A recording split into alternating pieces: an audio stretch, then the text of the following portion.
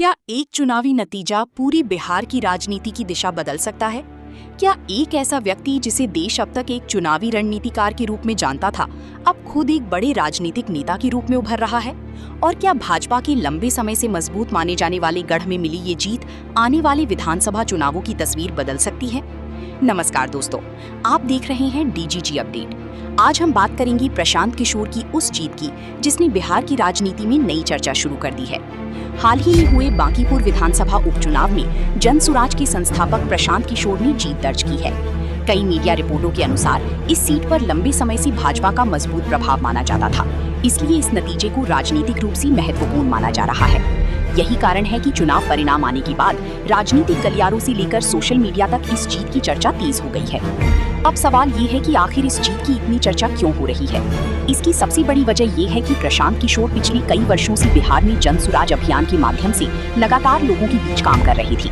उन्होंने गांव-गांव जाकर लोगों से संवाद किया और अपने भाषणों में शिक्षा, रोजगार, स्वास्थ्य, भ्रष्टाचार और युवाओं की पलायन जैसे मुद्दों को प्रमुखता से उठाया। उनके समर्थकों का कहना है कि जनता ने इन्हीं मुद्दों पर भरोसा जताया, जबकि राजनीतिक विश्लेषकों का मानना है कि ये जीत उनकी लंबी समय की जमीनी तैयारी का परिणाम हो सकती है। हालांकि ये भी सच है कि किसी एक उपचुनाव के आधार पर पूरी राज्य की राजनीति का भविष्य तय नहीं किया जा सकता। लेकिन दोस्तों, कहानी यहीं खत्म नहीं होती। सबसे बड़ा सवाल अब ये है कि क्या ये जीत सिर्फ एक सीट तक सीमित रहेगी या आने वाली बिहार विधानसभा चुनावों में भी इसका असर दिखाई देगा? क्या जनसुराज पार्टी खुद को एक मजबूत राजनीतिक विकल्प के रूप में स्थापित कर पाएगी या फिर ये सिर्फ स्थानीय परिस्थितियों का परिणाम था? इन सवालों के जवाब अभी भविष्य के गर्भ में है। इतना जरूर है कि इस नतीजे ने बिहार की राजनीति में नई बहस छेड़ दी है और अब सभी दल आने वाले चुनावों की तैयारी पहले से ज्यादा गंभीरता के साथ करेंगी। अब देखना होगा कि प्रशांत किशोर इस जन समर्थन को आगे भी बनाए रख पाती हैं या नहीं। आप इस पूरी घटनाक्रम को किस नजरिए से देखती हैं? क्या आपको लगता है कि बिहार की राजनीति में कोई बड़ा बदलाव आने वाला है या ये सिर्फ एक उपचुनाव का असर है? अपनी राय हमें कमेंट बॉक्स में जरूर बताइए।